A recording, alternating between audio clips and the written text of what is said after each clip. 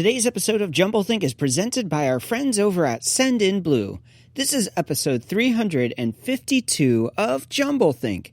T-minus 10, 9, 8, 7, 6, 5, 4, 3, 2, 1.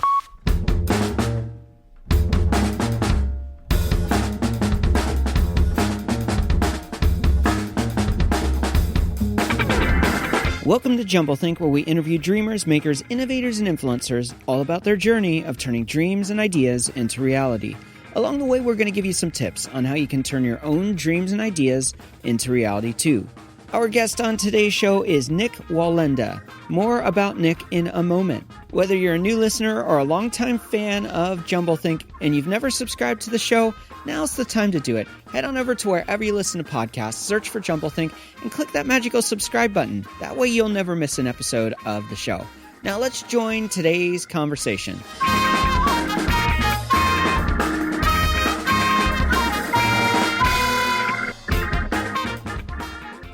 Hey there, friends. Welcome to Jumblethink. My name's Michael Woodward. I am your host. We have a great conversation lined up for you today. Before we dive into that, though, I have two things. One, we have just an absolutely killer episode lined up for next week to kick off the week.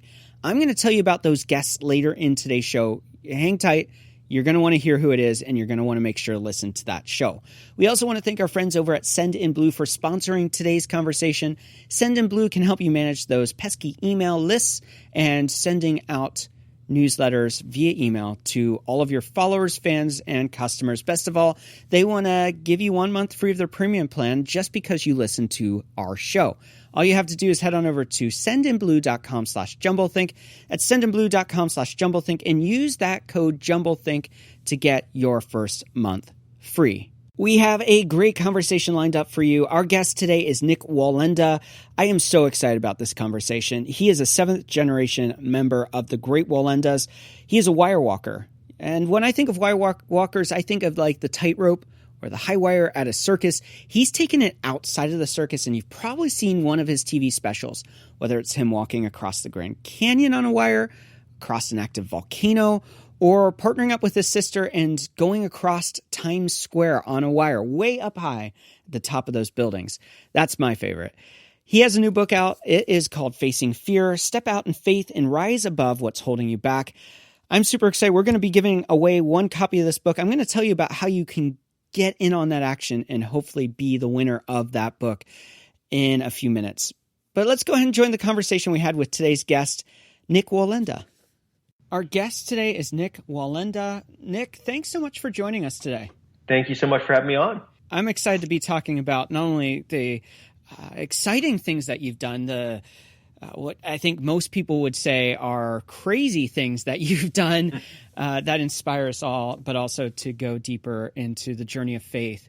You have a new book out, and that book is incredible. I've been reading through it. It is called Facing Fear, Step Out in Faith and Rise Above What's Holding You Back. Really cool title. We're going to talk about that. And also, of course, Times Square, Niagra Falls, Grand Canyon, over an active volcano, doing tightrope. What do you consider? Is it tightrope? Is it high wire? What is the official term?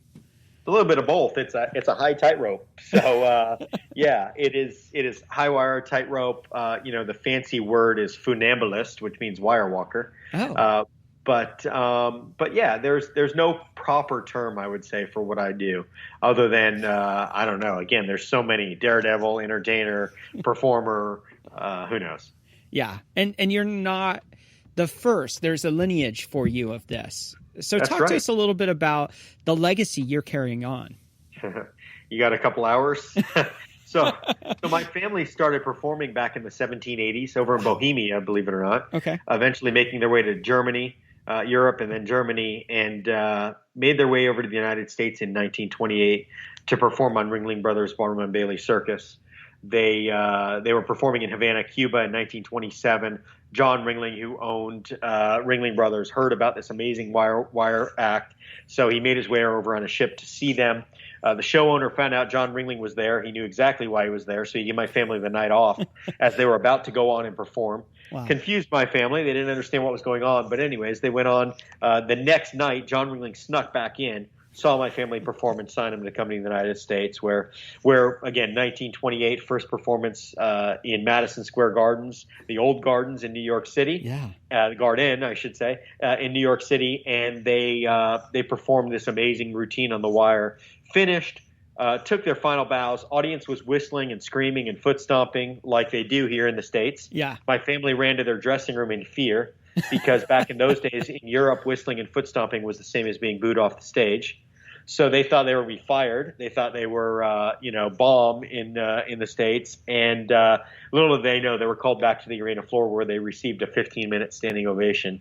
Wow. And so they performed on Ringling Brothers for about 18 years, went on to perform. My great-grandfather opened his own show, created one of his trademark performances on the wire pyramid, the 7-person pyramid on the wire, performed that for many years until 1962, where we had a bad family accident. That pyramid fell in Detroit, Michigan. 2 family members were killed.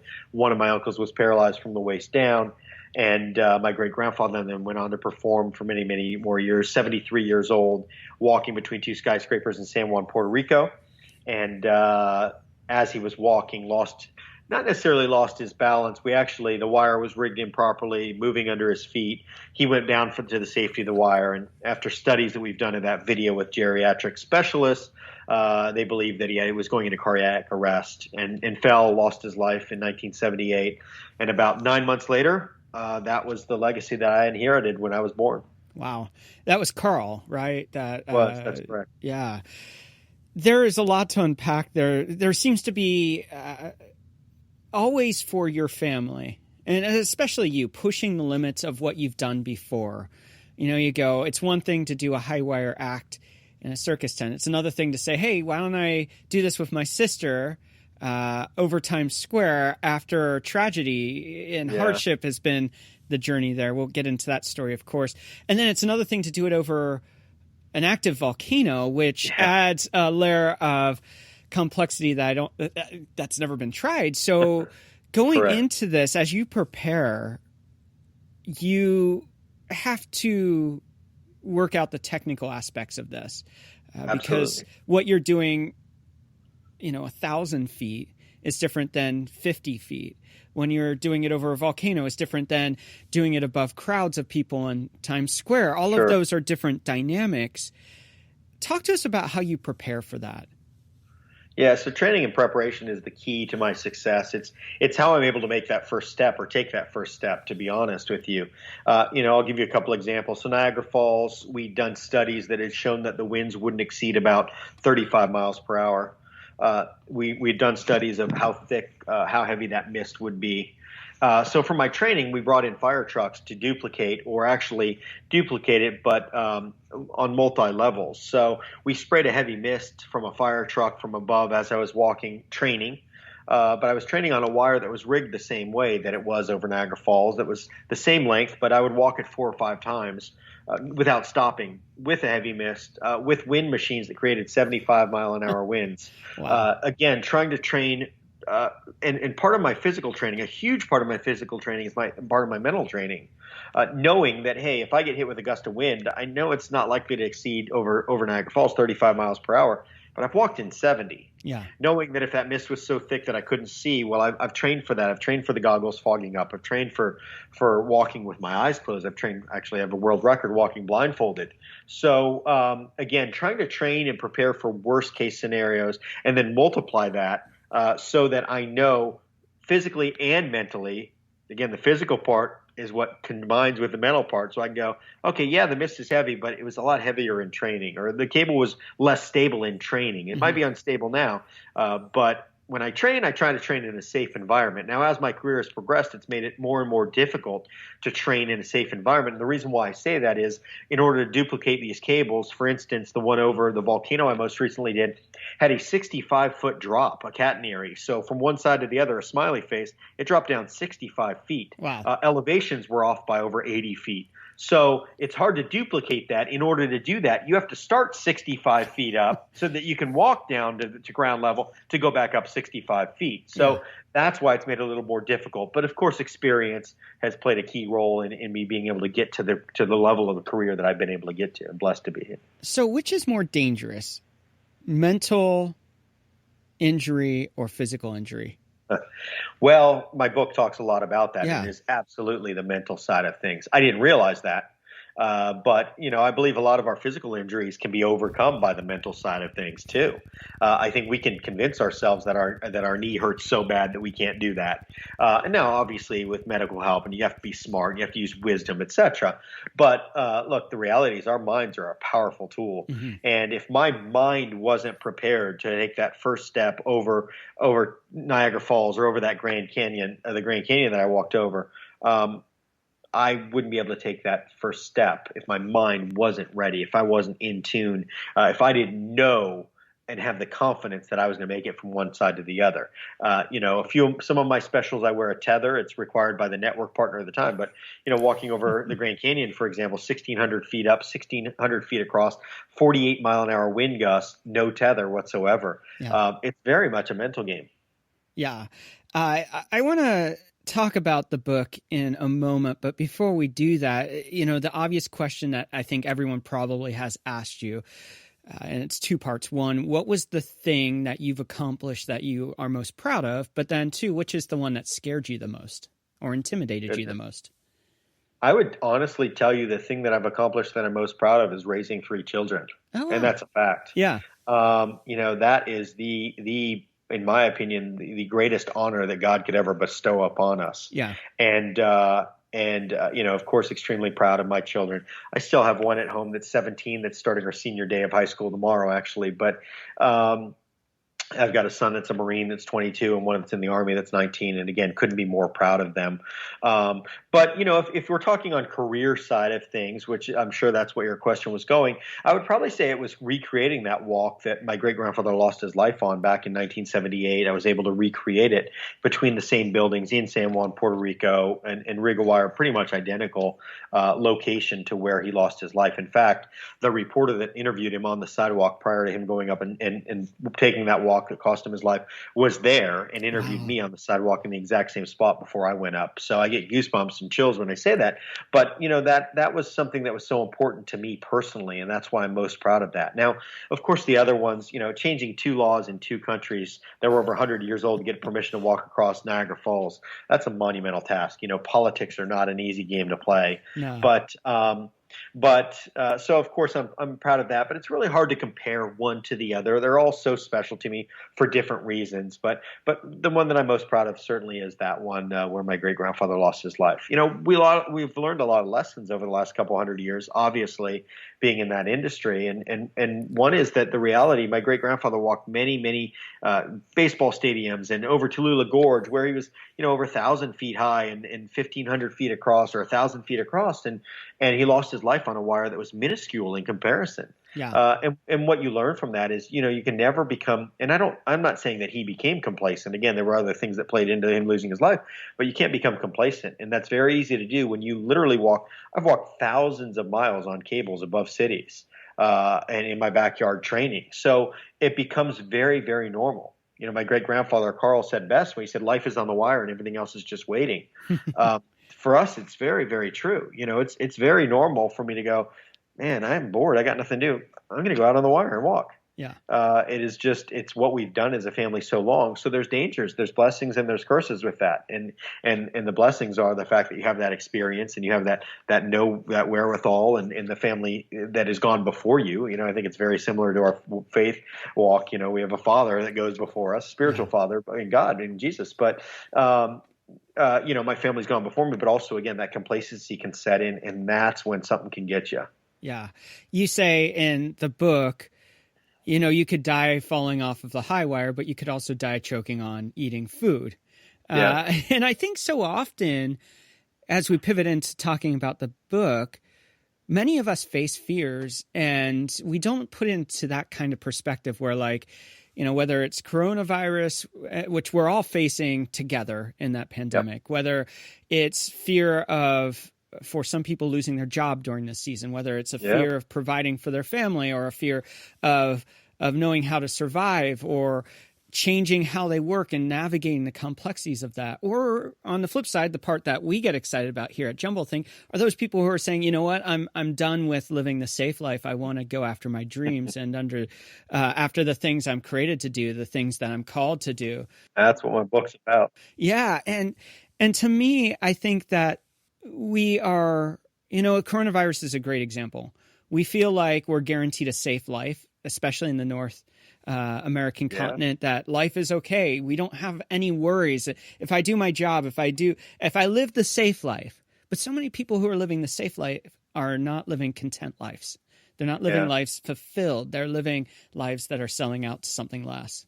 And I think the safe life is it's from their own point of view. Yeah. What is the safe life in the end? What is safe? Yeah. Again, we've learned that we're all prone to something. Look, the entire world is going through this pandemic with us. It's not just Florida. It's not just California. It's not just the United States. It's the world that's going through this. All of us take risks every day. People often ask me, well, why do you take these risks? And I tell them that everything that we do is a calculated risk. When we get in our car and drive, it's a calculated risk. It's dangerous. There are thousands of auto accidents in the United States alone every day, many auto fatalities. The reality is when we get behind that wheel, we're taking a risk, whether it be the drunk driver coming at us, whether it be swerving off the road, whether it be texting and driving, which has caused so many fatalities. The reality is we're all taking risks every day, and some of us become very complacent, and that's really why I wanted to write this book. It was well prior to this pandemic, but it was because I believe that we all go through situations. We can use them to bring good, or we can use them as a negative, and they can tear us down. And I believe that every situation I go through can be used to help others. Yeah. I had no desire whatsoever to write another book. I wrote a book on my life story. It's called Balance, tells my life story. But when I went through this horrible situation of this accident, this tragedy, which we can talk about in a minute, I knew during that time, from the day that it happened, the next day I did a press conference with 30 cameras, and around the world it was aired live on every network. And I said that I knew that this was going to try to destroy us and destroy our family, but our family history has proven that we continue to get back up and get back on the horse no matter what, and there's going to be good things that come from this situation. Yeah. And that's really this book is about. Is I believe strongly that so many people are miserable every morning when they get up and go to work. They go, here we go again. Got to go make the donuts. Yeah. But I'm doing it because I know every second Friday I'm going to get a check and it's going to cover the mortgage. And my hopes are that and what that is it's fear that's holding them into that miserable place. Yeah. And I think there's such a large percentage of those that go to work every day that could be so much happier if they would pursue their dreams. Yeah. If they would step out of that comfort zone and go, you know what? I'm tired of being complacent. I'm going to step out. Now, I encourage people to use wisdom, be smart, be prepared. Don't quit your job when you don't have enough money in your bank to pay your mortgage next month. But you can also simultaneously, while you're working your job, work towards your dream. Yeah. Work towards your dream job. And my life story is that. In fact, my mom wrote a book in the 80s that was called The Last of the Wallendas. And that was because she felt there was no future in our family industry. There was no future. My life was circus. There was no future in the circus. And because of that, she really pushed me and encouraged me to go away and go to college along with my father.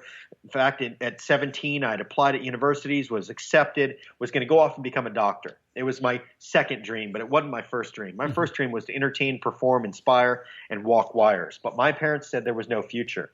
And it was then during that time, I was getting ready to go off to university, and the phone rang, and it was my uncle talking to my father, and he said, we've been invited to go back to Detroit, Michigan to recreate that pyramid that collapsed back in 1978, and we want to do it as a family. We want to go back and do that. So I remember my dad telling me and saying, but you're going to be in college, but so it's okay though. We'll do it without you. And I remember going, not a chance, Dad. I've got to be a part of this. And having to convince my parents to allow me to do that. And my plan was to go to college after that. So we trained for 6 months. We went to Detroit, recreated this pyramid. The eyes of the world were on that pyramid, broke into Larry King Live. It was on every TV station. There were documentary crews from China and Japan and Germany and all over the world. And A&E covered it live. And I remember saying, you know what? Our industry isn't dying. It's changing. And I remember saying, this is passion, and no matter what it takes, I'm going to pursue this passion. And we all know the story of the starving artist, and my great-grandfather wrote a book in the early 70s, and in that book he wrote, as a performer, especially a circus performer, one day you eat the chicken, the next day you eat the feathers. So I was raised with that mentality of the fear of, like, can I pay my bills? And that was kind of driven into me, but I wanted to pursue this passion. I knew there was a way that I could pursue my passion, carry on this legacy, and pay my bills. Yeah. And I remember having to get a job at a restaurant. First Watch, it was a breakfast lunch restaurant, and I worked there for 7 years, all while I was pursuing this dream of performing. But the entire time, I never gave up on that dream. And I would continue to call agents, and I continue to save money from the restaurant so that I could build promotional material for Walking the Wire and edit videos and do everything I could. But I still stayed there. I still paid my bills, but also I had this other dream. And I remember finally getting to the point where I was like, okay, this dream is coming true. We signed a contract to go to Japan to break a world record. We went to Japan, broke this world record, and I thought, this is it. Headlines around the country, around the world. This is my career. Finally, my dream's coming true. And I came back home and worked in the restaurant for 3 more years. Wow. Again, continue to pursue that dream. And I think so many people are on the cusp of success, of greatness in their mind, of their calling in life, and they give up when they're half a step away. So I always encourage people, continue to push forward. There are so many times in my life, and after that I signed a deal for a TV series on the Discovery Channel, filmed 6 episodes, broke 5 world records, pretty awesome stuff, hanging by my teeth under a helicopter to hang in a wheel over the edge of the Tropicana in Atlantic City, 280 feet up, walking blindfolded.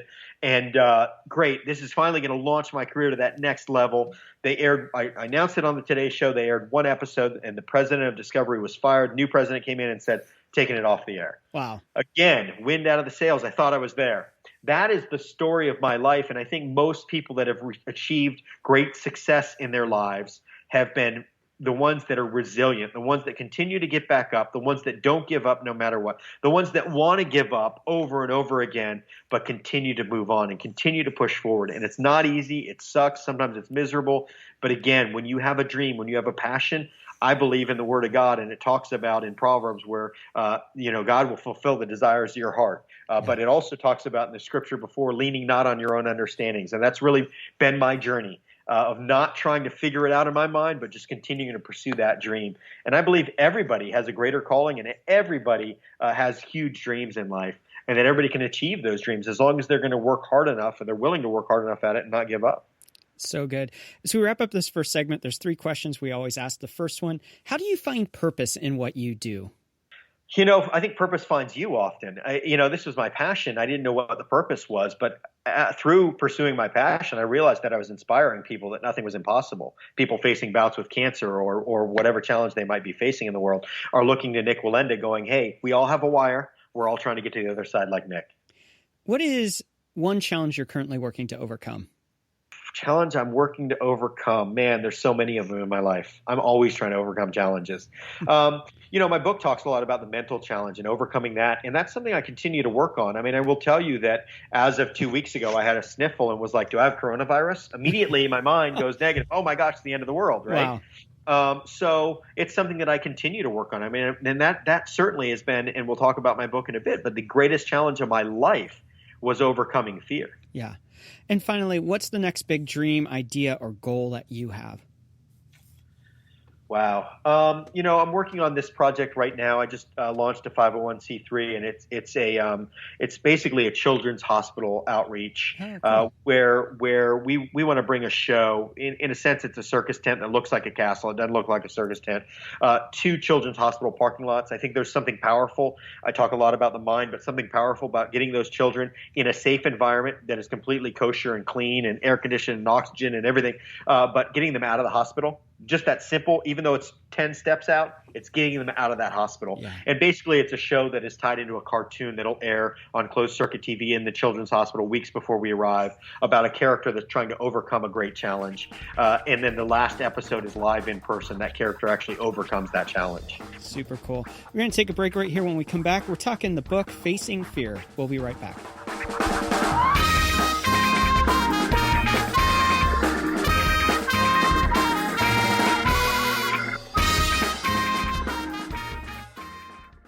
Hey there, friends, it's Mike, and over the last few weeks, I've been telling you about this really cool tool called Send in Blue that we've been using for our email newsletters.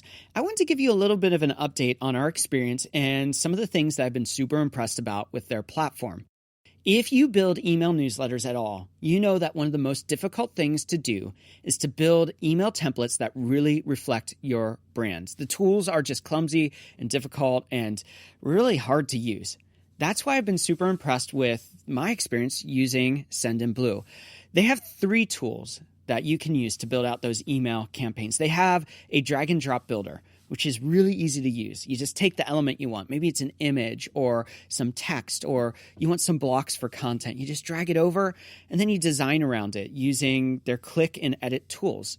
Really easy to use. They also have a rich text editor. And for those techie people out there, you can get down and dirty into the code and really build out templates exactly how you want. Now, building email templates is critical to getting campaigns that work for your brand.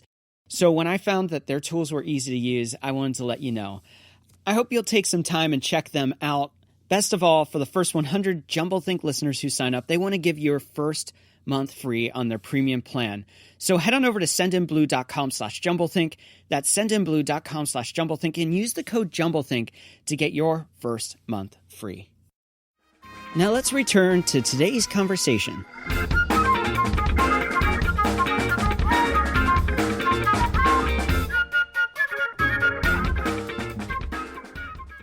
I'm really enjoying Nik's book, Facing Fear, Step Out in Faith and Rise Above What's Holding You Back. And I want you to enjoy the book too. Best of all, I have a copy right here. You can hear it shaking there that I'm giving away to one of our listeners. I hope it's you. All you have to do to sign up is head on over to jumblethink.com and sign up for our newsletter. One subscriber to the newsletter is going to win this copy of the book. Next Friday, a week from today, we're going to be giving away this book. So go sign up for that newsletter right now. I have the book here. I want to send it to you, but you have to sign up for that newsletter to get entered in to win that book. We are back with Nik Wallenda. All right, before we dive into talking about your book, how can people find you? How can they find the book? So they can find me at nikwallenda.com. My name is spelled a little unique. It's N-I-K, and then Wallenda is the word wall spelled out, the word end, and the letter A. So nikwallenda.com. They're able to find out what I'm doing, what I'm up to, and it'll have links to buy the book. But you can also buy it at any local retailer. Of course, all the big online retailers, it'll be available as well. And we'll put the links in the episode notes. So wherever you're watching or listening to this, you can click that. It will take you right there. I want to kick off this second segment as we're talking about the book with this scripture that you reference at the beginning of the book. And I thought it was really powerful, and I think it's a good foundation. Obviously, it's the place where you start the book in a lot of ways, but it's also the foundation for a good conversation. In Job 3:25 and 26, you said, "What I feared has come upon me. What I dreaded has happened to me. I have no peace, no quietness. I have no rest, but only turmoil." Talk to us about, this is obviously in context to the story of Job, in which everything has been basically taken away from him, and he's being challenged in the fire of his life, the hardest situation. So how is this the foundation for your book, and why is this so significant? Yeah, man, it's such a parallel to what I was experiencing. So about 2.5 years ago, me and my family were training to set another world record for the highest 4-layer 8-person pyramid. We trained for about 2 months in my backyard in Sarasota, Florida, where I reside, but low to the ground. And part of our training is going up high. People say, why do you do it before you're in front of an audience? Well, the reality is because it is so much of a mental game, we need to get up high and get all the nerves out without a crowd, because the crowd just adds another element of nerves, which can create fear and cause issues. So we trained. Everything went great. We trained at 2 feet. We trained at 6 feet. We trained at 12 feet. And it was time to go up high. So we went up 28 feet, which is where the world record was actually set. And we started practicing. First night we practiced, rehearsed. Everything went great. Did it once, that pyramid. And I said, great, you guys did awesome. Let's take the night off. Let's go to dinner, celebrate. We'll come back tomorrow. The second day of practicing up high, we made our way out on that wire. I was in the back on the bottom of that pyramid. And I was about probably 10 feet from that platform. And at that point, everything that Job just described, my world came crashing down in a literal way. Yeah. That pyramid collapsed. 5 of my family members fell to the ground. By the grace of God, I caught the wire, as did my cousin. One of the gentlemen stayed standing on the wire, but my sister, my aunt, and 3 other friends fell to the ground. And this is at 26 feet? 28 feet. 28 feet. 4-layer high pyramid. My aunt was about 55 feet up. Wow, I hadn't thought of that, the math of the height on top of that. Yeah. Wow. So we, the odds of surviving a fall, I think, are about 30% from that height. Wow. And so my sister immediately went into a coma. She had broken every bone in her face, 73 screws and plates in her face alone, broken arm, broken calcaneus. Many of my family members, my aunt, broken hip, entire socket destroyed, etc. So at that point, all my world had come crashing down. Yeah. It was my worst nightmare became a reality. And I remember going to the hospital. I remember facing the monumental thought of the fact that I was supposed to perform again. That I was supposed to get back on that wire the following day. Wow. And I remember sitting there and thinking, out of respect for these other family members and performers, friends, I may never get on the wire again. Yeah. And it was about then that my dad had come into the waiting room, and my dad said, I know you're supposed to perform tomorrow. If you do, I've got your back. Wow. And I thought, wow. Which isn't what you were expecting to hear from No. him. You were expecting him to come in and how could you put us in risk? How could you put your Correct. sister in risk? I was expecting the opposite. That's his baby girl. I have 1 daughter and 2 sons.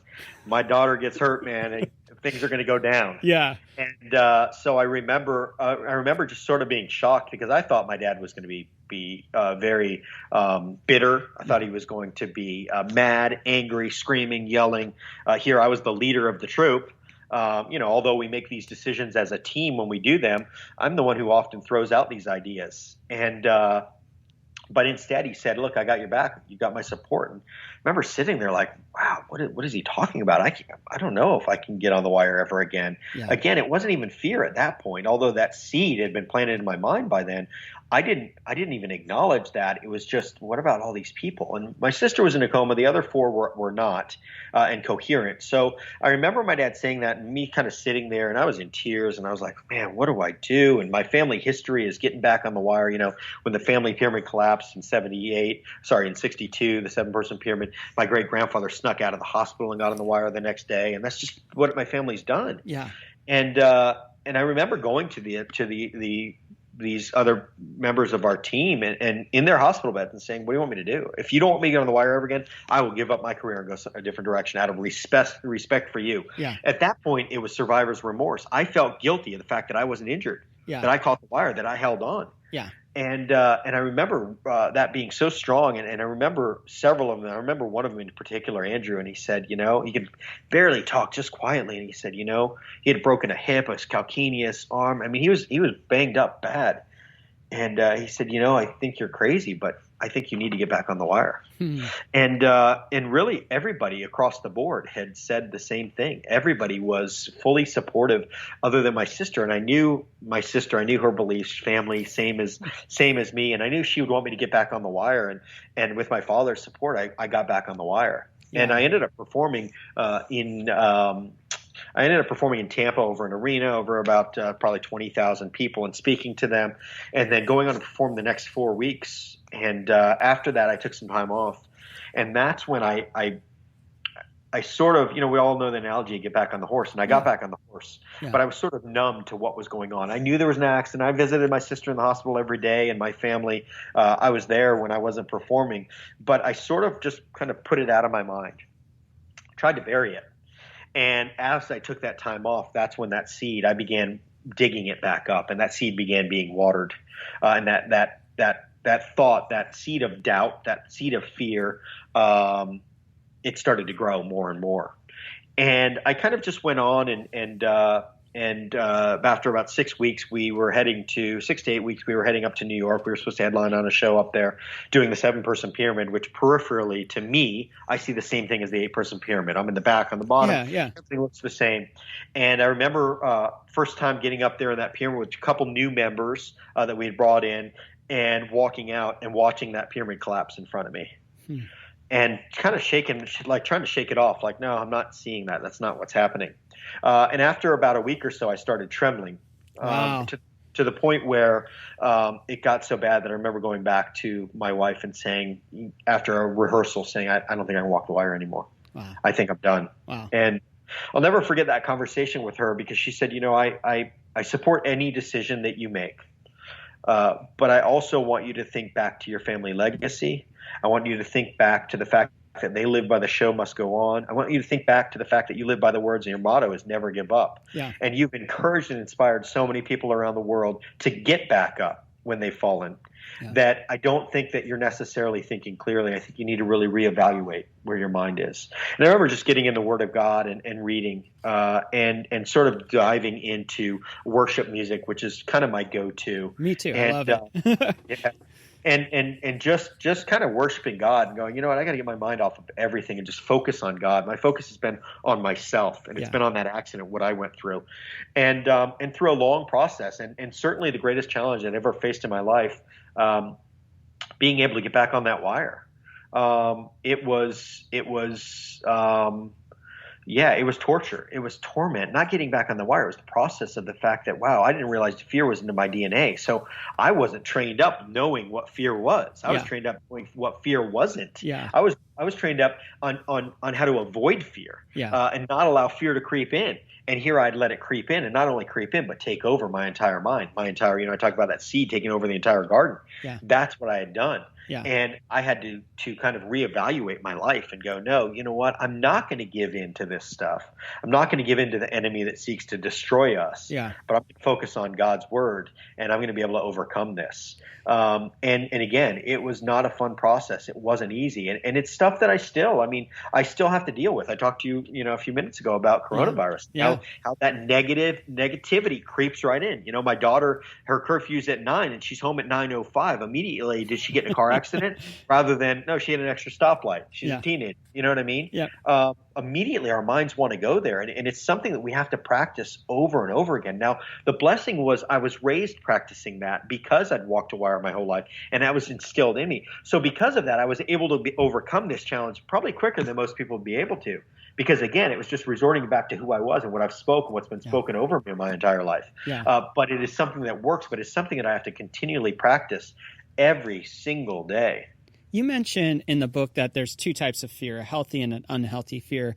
You go on to say fear, the two kinds of fear can be defined further as fear to help us know the truth about circumstances and the fear that is a liar. Now, I know some people would be listening and going, okay, you have this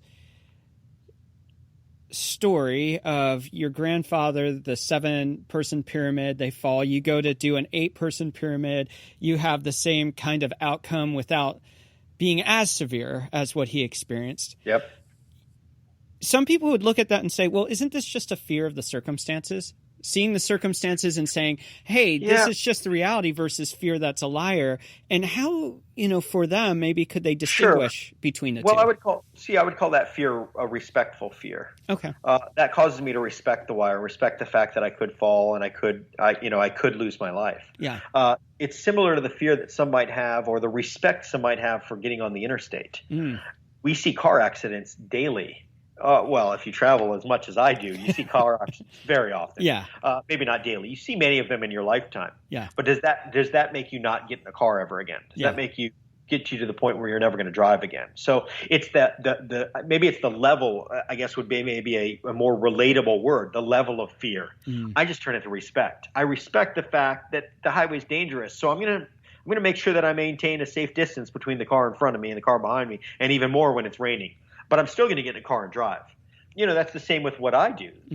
I respect deeply what I do. Yes, people have lost their lives, many in cars and on the wire. But also this is my calling. So I'm not going to give up on who I am. It's more of who I am than my calling. It's not my occupation. It's not my career. It's my life. Yeah. I'm not going to give up on my life. I'm not going to give up on my dream of climbing Mount Everest because somebody died climbing Mount Everest. It's a dream. It's something I've wanted to do. It's something I need to do for myself. And I think the people that give up so quickly, those are the ones that don't fulfill. They don't even know who they are in life often, or they're confused as to who they are, or they don't find their full meaning of life. There's so much freedom in living that way. There's so much freedom in living your life every day like it could be your last, because the truth is, every day could be your last. Maybe it's more of a reality for someone who does what I do. But the reality is we're all facing death. We're all facing an accident. We're all facing issues in life that could take our life every single day. When we cross the street, we're not in control of the guy driving the bus that's coming at us. We can look both ways, but what if we didn't look good enough? Or what if there was something blocking? Or what if they came around the corner just after we looked? The reality is we can't control that stuff. So again, I try to encourage people to live life every day like it's your last, because the reality is it could be. And there's so much peace and comfort in knowing at least that I have a Lord and Savior that goes before me. And if something does happen to me, at least I know where I'm going to end up. There's so many different thoughts based on what you're saying here, so many different takeaways in the book. And one that stood out to me towards the end of the book, you talk about how facing fear gives you a greater sense of God's purpose and plan for your life. And it seems to me that's interesting. You also in the book mention, in contrast, many of us go down the blaming path, blame God. You could have blamed your team. Who was the weak link that caused everyone to fall? I'm going to go after them, get angry. And you also go on to say that God didn't cause this accident, and God is a sovereign God, and a lot of people have tension in that. And I think in our modern age, I see so many people who are believers who are saying, go through circumstances and saying, well, I can't believe in a God that would allow this, therefore there is no God, so I'm going to turn my... My answer to that is we serve such a gracious God that he gives us free will. We make the decision whether we want to get on that wire and do an 8-person pyramid. Every one of us. Nobody tells us. God doesn't say get on the wire and do that. God doesn't say get in the car, and God doesn't say eat the food that could cause cancer in your body or smoke the cigarette. We decide to do that stuff. Those are the risks that we take in life. Those are, again, it's up to us whether we smoke a cigarette. It's up to us whether we eat a lot of bad food. It's up to us whether we put too much sugar in our bodies, which could cause health issues. We make those decisions. God doesn't. Is God in control? Of course, but he's such a gracious God that he's given us free will to make our own decisions because he loves us so much. In fact, we have such a free will that we can decide whether we want to serve him or not. That's how much. That's how sovereign. That's how amazing he is. So again, we also serve a God that honors his word, whether we even believe in it or not. Those that think positive, that live a positive life, generally have very positive results in life. And those that live a negative life often live a very negative life, not because or that surround themselves with negativity, live a negative life and don't have great results in life and are miserable because they're surrounded by negativity. Up to us whether we want to pump positive music in our mind that's speaking life over us, or whether we want to pump negative music in our life that's talking about what's going on in the streets or what's going on around the world that's speaking negativity. To the point where I won't even turn on news. Very seldom. I'll read my news, but I won't even turn it on because it's literally just speaking negativity, death in my life, whether it be shootings, it's all negative. It's all about people that are dying and getting killed on the streets. It's all about fighting, rioting. It's all about this virus that's killing so many people. That's just allowing death to overcome me. And there's nothing good that comes to that. So therefore, yes, I need to be educated. I need to know what's going on in our world, but I don't have to let that stuff pump into my mind. I know a lot of people that turn on the news station and that's all that's on all day long. That is not healthy in my opinion. There's nothing healthy about that. Again, I choose to listen to stuff that is positive, and whether it be religious or non-religious, still that positive message is powerful. And again, we have such a sovereign God that those people that don't even acknowledge who he is, but live that positivity and that positive life, they equal those results. Yeah, it goes back to the scripture that talks about in the tongue is the power to speak life and death. And it's what we receive in that. So coming full circle to the first part of that, though, you talk about how facing fear gives you a greater sense of God's purpose and plan for your life. So if a person takes a situation and let's put a parallel. You have this catastrophic experience with your family through the highwire. They might have a catastrophic. Maybe it's job loss. Maybe it's death of someone. Maybe it's taking a risk and stepping out and having everything fail. Let's put that in the context of your experience. How were you able to find God's purpose and plan through walking through hardship? Because I think a lot of people don't see how that can lead there. And I agree with you. I think that Sure. those trials, Job is a great example, bring you to purpose and destiny. So Absolutely. walk us through that journey. So obviously you can't get to the peak of the mountain until you go through the valley. Right. And every valley that I've gone through, although I felt like life was over, I felt like Job when that accident happened, when that pyramid fell, I knew because of those situations that there was a peak. There was a greater purpose for it. There's a greater purpose for everything that happens in our lives. Every negative situation that I've gone through, losing a job, accidents, whatever, have been extremely hard trials, but the most growth that I've ever had that in my life, emotionally, spiritually, and even often physically, come from those bad situations. So yes, when we're in the middle of them, it seems like there's no one there. It seems like you're in the middle of the desert.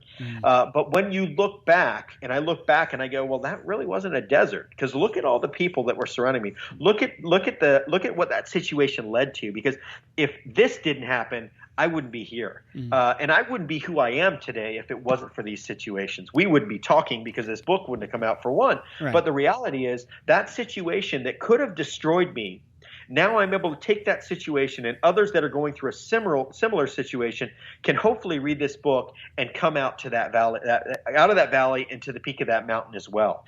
Because guess what? I've gone through it, and I know what it takes, and I know how strong the mind is, and I know that everybody has the strength to do that. We're all on different levels. We're all on different plateaus, but the reality is every one of us have a wire, and we're all trying to get to the other side. I love that in the book, you end the book with a call to action to make the story your own. And I think so many times it's easy to say, here's my story, be inspired by it. But you give kind of an outline of 5 things that they can do there. They can, of course, we all fall. We all fall again. The answer is growth, how the answer changes.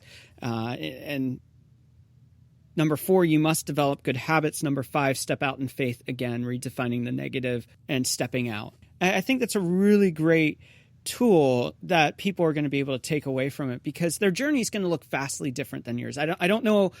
You're the only person I've ever met that has done what you've done, even in the circus confines of a small wire. So there's not a lot of people doing what you're doing, but their journey can mirror the same steps. One of the things that I love about your journey, and I think this is a great place to kind of wrap this segment here. You saw early on in the 80s, your mom writes this book about the end of a legacy, a family legacy. And yet you came in and said, no, this isn't the end of the circus. This is a redefining of what the circus looks like. That's right. And you're on that journey now. I know it's part of your story. I guess 2017, 18, 19, you launched Nik Wallenda's Circus. That's right. And so you are redefining this. I love that you said, so many people were critical of the choices that you made.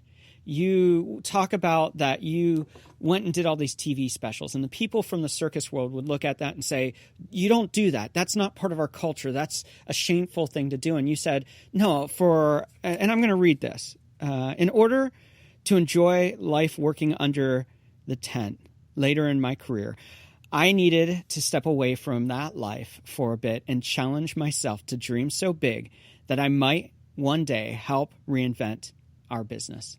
And I think that is a powerful statement, because so many people are stuck. Newspapers, magazines, so much of media today is disappearing because they haven't taken that stance. They were ostrich head in the sand. I'm going to set myself here, and I'm going to die on this. Yet you've said, you know what? This is my dream. This is my purpose. This is my destiny. This is what God has called me to. So I'm going to step away from doing it the way I'm supposed to do it, so I can create a new way to dream bigger and do it. So talk to us about that. Yeah, look, I think that so many businesses, as you just mentioned, are in that same boat. And it's not easy. It wasn't an easy journey. And again, from within the industry, I received a lot of backlash for stepping out and going a different direction. But see, what they didn't realize is everything comes full circle in life. It always does. So I realized I had to step out. As I you quoted the book there. I had to step out of the big top in order to get back into the big top. Yeah. Because I had to get the attention of the world. Go, oh wow. Walking a wire under a big top, to be honest, the dangers are just as real as walking over anything. Yeah. You fall, there's a good chance you can lose your life. But I had to take it to a new audience, if you will, to a new platform. And then use that platform again to fill up that big top because people weren't coming the way that they were. And it's been an enormous challenge. And I will tell you, one of my greatest fears, and I talk about it in my book, is just that side of things, the business side of things. To actually take risks on my own on the financial side. I was raised again with those words: one day you eat the chicken, the next day you eat the feathers. Yeah. Starving artist. We all know that term, and it's so real. So, for me, it was always guarding that money that I had made because I had to be prepared for not making another penny. Maybe I'll be eating feathers the rest of my life. So to actually take that step in business and go, you know what, I'm going to take this risk. I'm going to invest in this company and I'm going to invest in a new big top and against all odds, I should say, I'm going to invest in a big top when the circus world's going away. I'm going to invest all this money to sort of reinvent this because it is my passion. But not an easy journey at all. Again, going through that again and facing my fear yet again on just another level that maybe is more relatable to people of stepping out in faith. So many of us are so reluctant to step out in faith. But again, I think only the greatest things come when we're stretched. And the greatest achievements and the greatest learning I've ever had in my life, those opportunities come when I stretch myself thin. So I've learned now just to understand when I get a setback, there's a reason because there's a bigger picture to it. And my first book talks a lot about that. Every setback that I went through led to a bigger picture. Yeah. So now I can be calm and peaceful when I see a setback. I just had a major one that I can't really talk about, but literally I grin now because I go, wait. That means it's going to be even bigger when it comes around full circle because it just always does. So I just want this book to encourage and inspire people to be bold in their faith, be bold in what they do and the decisions they make, and also when they're going through those trials to know that there are great things that are going to come through those trials. That yes, it sucks to be in the middle of it. It isn't fun. It's miserable, and you feel alone. You feel isolated. But the reality is, you've got a world around you that is there to support you and uplift you. And get you to that next level. So true. When I was in Bible college, they said, today's faith is tomorrow's foundation. It's frustrating sometimes when we think we have faith figured out that God calls us to do bigger things, and that requires more faith. So that's right. Thanks for writing this book and encouraging us. Thank you. Final question here. Is there going to be another generation of... That's a great question. As I mentioned, my children are all sort of going different directions. My daughter is actually getting ready to. She was just accepted at a Christian university. She's really excited about senior year of high school, but she's going on to be a nurse. My sons are in the military now. One's going to med school through the military to become an orthopedic surgeon. The other's going a different direction in communications. But I have a nephew. That is the 8th generation. My sister's son. My sister went through that tragedy. We didn't talk much about that story of her triumphant walk over Times Square, which you can look up. But her son is 9 years old and loves the wire. The first time he got on the wire in my backyard, 2 feet off the ground, he got it. He knew how to put his feet. You could see it immediately. Yeah. And I truly believe that he will carry on this legacy for the next generation, and our family will continue on. Who knows? Maybe for another 200 years. Super cool. We're going to take a break right here. When we come back, it's rapid fire questions.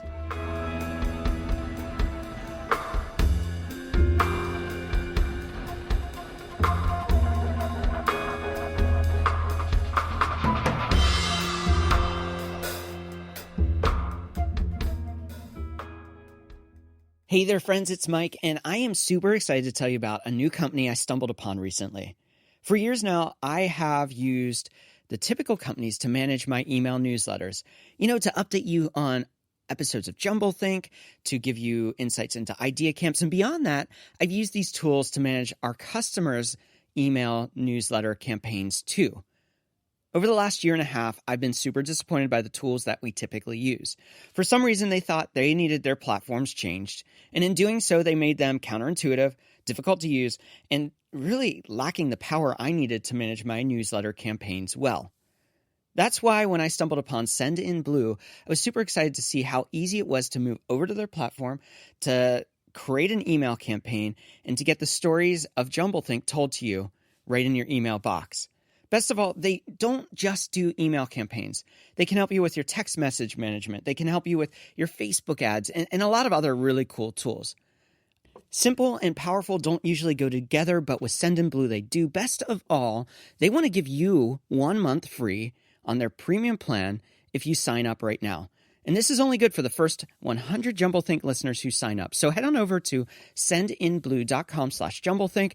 Use the code Jumblethink and get your first month free. I'm super excited to be using them, and I hope you'll check them out.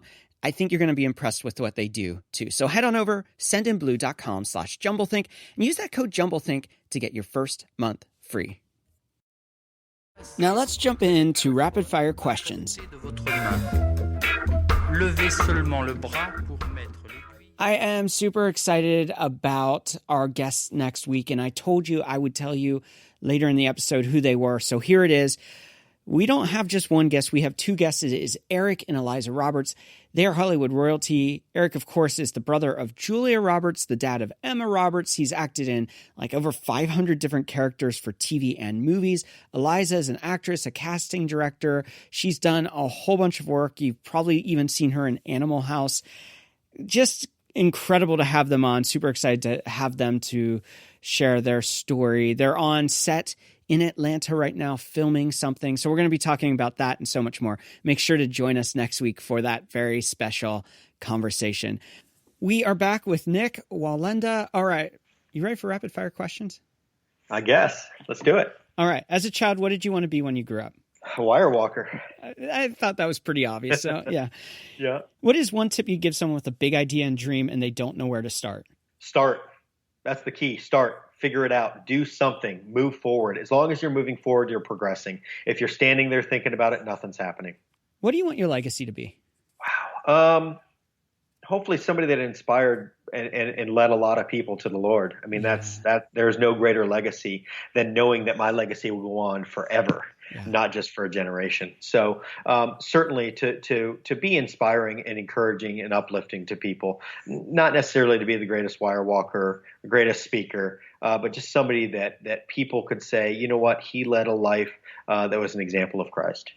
What is one trend you're currently excited about? Oh my goodness. One trend that I'm excited about. Circus is coming back. That's the trend. Yeah. It has become a trendy thing, man. All the mainstream media, mainstream artists, many, gosh, I'm trying to think how to word it without naming brands, but many major storefronts in New York City have circus themed branding. It's what's old is new and what's retro is cool, and that's what circus was, and it's coming back. Love that. If you weren't doing what you're doing today, what do you think you'd be doing? Probably be a doctor. I love medicine. I still love medicine. I always have. I still spend time with a lot of my close friends are doctors. I've been in a lot of operating rooms, et cetera. It's just a fascination to me. And finally, what is one dream you're still wanting to fulfill in your own life? Oh, goodness. One dream that I want to fulfill. I have a dream of vastly diversifying. So entertainment has been my life. And I actually just took on a brand new company that needs some help to be brought back out of the gutter, if you will. I love business, and I've always wanted to test that world, and it's starting now, but really to diversify in that world. We always like to leave our guests have a final thought. What would you like to leave us, all of us who are listening, with today? You know, we're going through a really tough time, this pandemic. I think there's a lot of people living in fear. I think a lot of people that are being that are scared to leave their house at this time. But I just want to encourage people to hang in there, that this is going to pass. We are going to, we will find a cure for it. We will find something.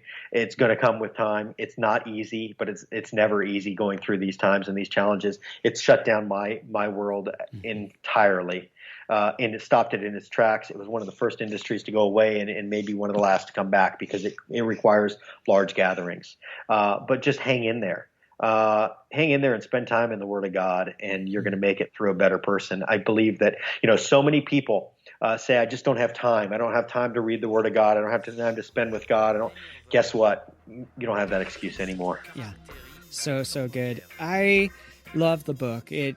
Your story is one that is inspiring, but I think the book opened a perspective on you and your family that I never had before. And as a person who, I pastored for years, I was a worship pastor for years, and I loved that space. It was just really refreshing to hear your story and how it really can be a spark to encourage us all into greater faith. So thanks for writing it. I know it was...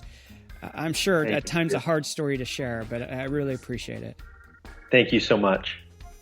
Once again, I want to thank today's guest, Nik Wallenda, for taking time out. You can find his links in the episode notes. We also want to thank our friends over at Send in Blue. They make email campaigns awesome. And best of all, you should go try them out because they're going to give you 1 month free. All you have to do is head on over to sendinblue.com/jumblethink. Use that code JUMBLETHINK to get 1 month free. Thank you so much for tuning in. It is a privilege to have you along for these conversations. And my hope, my dream, is that they inspire you to turn your dreams, turn your ideas into reality, to take those uncomfortable steps into the unknown, to leap into faith and see what happens. I hope that this conversation today has inspired that. That's the story. That's the takeaway I have from Nik, is that even though when you know the journey, sometimes there's a setback that sets fear in motion. So push against that fear today. Step out. Go beyond what you're comfortable to do and see what happens. But it's up to you. Only you can make your dreams happen. So get out there, dream big, and change the world around you. Sur les côtés, vous êtes une autre personne. Les mères de famille, les enfants, peuvent également prendre un moment revitalisant.